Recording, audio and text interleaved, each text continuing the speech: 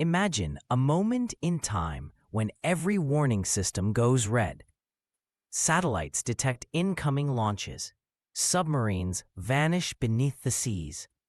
World leaders have minutes, if not seconds, to decide the fate of humanity. This is not science fiction.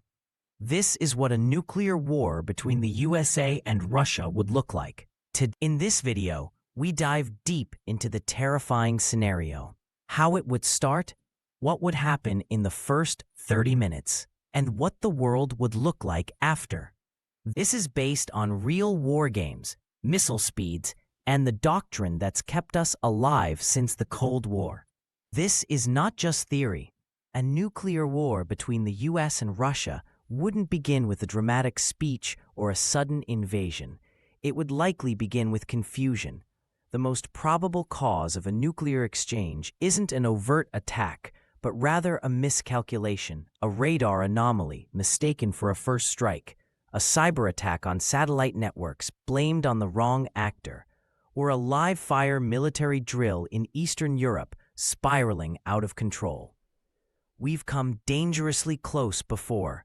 In 1995, Russia mistook a Norwegian scientific rocket for a US Trident missile. President Boris Yeltsin activated the nuclear briefcase, the only time in history this has occurred, and prepared for retaliation. Luckily, the threat was correctly identified just in time. But what if the chain of command had been slower? What if it had happened at night? What if it happens again? Other potential triggers today include a NATO-Russia standoff in the Baltics, an airstrike misinterpreted as a decapitation strike, or even a false flag operation designed to provoke retaliation. Modern digital warfare has added another dangerous element. If hackers were to disable or spoof one side's early warning systems, the victim nation might assume an attack was underway and launch preemptively. This doctrine, use them or lose them, is built into both sides' military logic. Once it begins, there's no turning back. If the missiles are launched, the response time is brutally short. From detection to impact, a land-based ICBM launched from Russia would reach Washington, D.C. in approximately 30 minutes. A submarine-launched ballistic missile, SLBM, could arrive in as little as 8 to 12 minutes. Hypersonic weapons, like Russia's Avangard or potential U.S. glide systems, could strike in under 5 minutes. There would be no time for negotiation, no window for diplomacy. The first few minutes after launch would be governed by pre-programmed protocols and cold algorithms, not human reasoning. A first strike would target known military installations and command centers. Russia would aim for the U.S. nuclear triad, Minuteman III silos in Montana and Wyoming, naval bases in Georgia and Washington state, and bomber airfields in North Dakota and Louisiana. The Pentagon, NORAD in Colorado and Washington, D.C. would almost certainly be among the first to be hit. Similarly, the United States would target Russia's ICBM fields, bomber bases, naval ports in Murmansk and Vladivostok, and Moscow's command centers, many of which are located in underground bunkers hardened against nuclear blasts. These attacks would not use single warheads. Russia's RS-28 Sarmat missile, also called Satan II, can carry up to 15 independently targetable warheads, each with yields up to 750 kilotons. The U.S. Trident II D5 missile carries up to 14 W-88 warheads, each approximately 475 kilotons.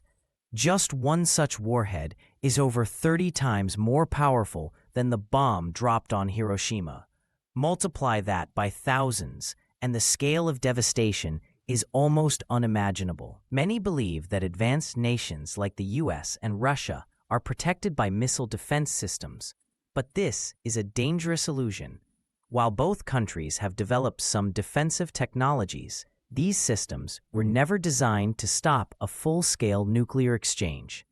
The U.S. ground-based mid-course defense system, with interceptor missiles stationed in Alaska and California, is optimized for limited attacks, such as a rogue missile from North Korea. It cannot handle a coordinated attack involving hundreds of warheads, multiple decoys, and hypersonic vehicles. Russia's A-135 anti-ballistic system defends Moscow with nuclear-tipped interceptors designed to destroy incoming warheads in the upper atmosphere. However, the rest of the country remains exposed.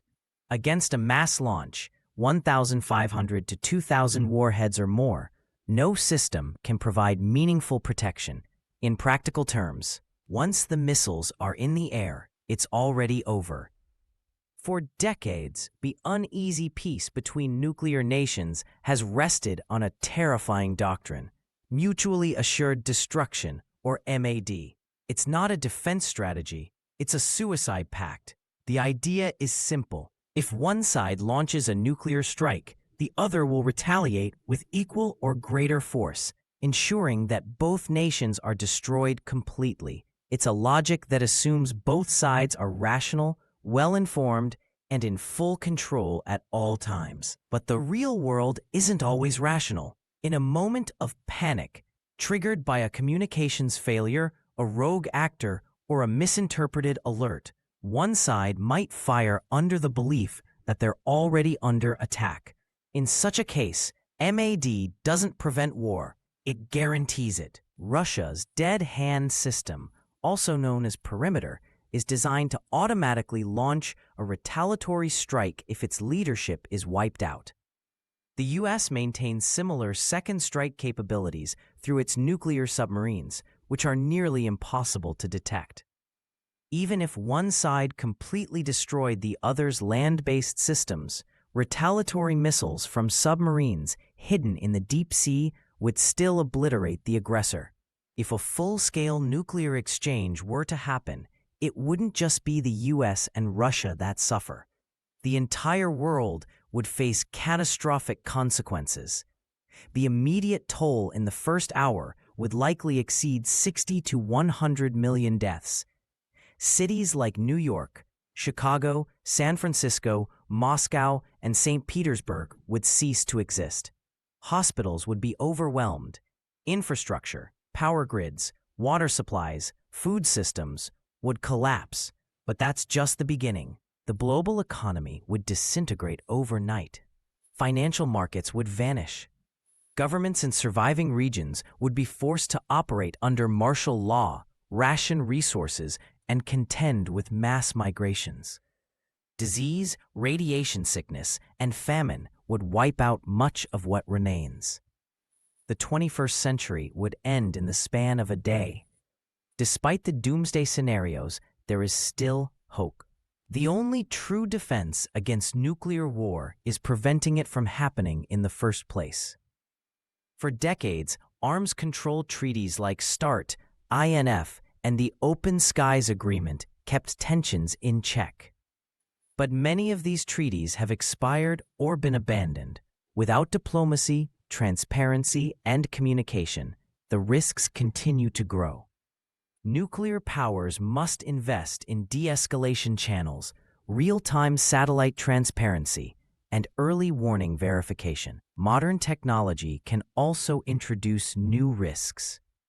AI-driven weapons systems, cyber vulnerabilities, but it can also offer solutions. The world has avoided nuclear war for nearly 80 years, not because we've solved the threat, but because we've been lucky. That luck will not last forever. It is up to leaders and to citizens to push for diplomacy over destruction, reason over retaliation, and survival over pride. Nuclear weapons are not just tools of war, they are instruments of extinction. Once launched, the world has no pause button, nuclear war, no reset switch, 80 years, no second chance. Not because humanity stands at the edge of a line we must never cross. That luck will. This is Battle Line USA. Subscribe to join us as we uncover the past, analyze the present, and prepare for the future. Because understanding the threat is the first step to preventing it.